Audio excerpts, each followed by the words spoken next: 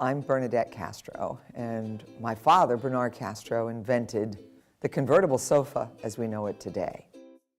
The success story is something that I think of often. He basically lived by two principles that he kind of taught us, which was, treat people with respect and do the right thing. My grandfather got here from Italy. I believe he was 17, and he worked as an upholsterer cutting fabrics. And there was one woman who had brought in a large sofa that was sort of awkward looking and asked if he could do the reupholstery on it. And he said, we can do this, but we have to take this big bulky bed thing out of it because it's impossible to do. And she said, no, forget it then.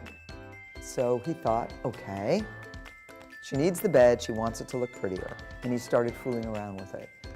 My grandfather was a visionary and he knew what he wanted. And so the best way for him to get what he wanted was to actually do it himself.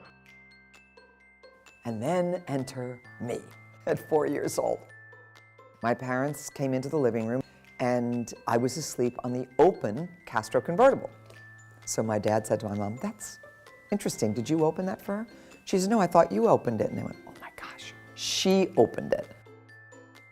He realized the power, if everybody could see how easy it was that a 4-year-old could do it, that more people would be inclined to buy it. So he produced his own little commercial. My dad took a 6-week buy. Week 6, 5 ladies come in and say, "We want to see what the little girl opened." He called Duma and he said, "Let her roll." My mother became a legend, still the most televised little girl today. They ran the commercial for 10 straight years. I do remember people spoofing it. Jackie Gleason, Milton Berle, Mad Magazine. It was iconic for its time. Originally we had over 75 showrooms. We had a factory on Long Island where everything was built. We were the manufacturer and the retailer in one. You don't really realize it until you're older, but when you look back on it, you realize, wow, this was a real operation. I learned a tremendous amount from my father. His little sayings, the harder you work, the luckier you get.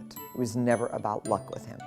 His entire life was all about work ethic and living right. He worked hard with nothing and made something out of it.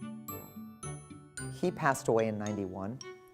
In '93, we did make the decision to sell the furniture division only. I went into politics. I worked for Governor George Pataki in his cabinet in New York for 12 years.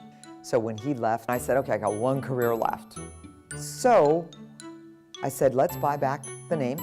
We found that as we did focus groups that people had that same smile on their face when they heard about the Castro Convertible brand and how much their grandmother loved it. And we still have one. And those kind of comments gave us confidence to go ahead and do this.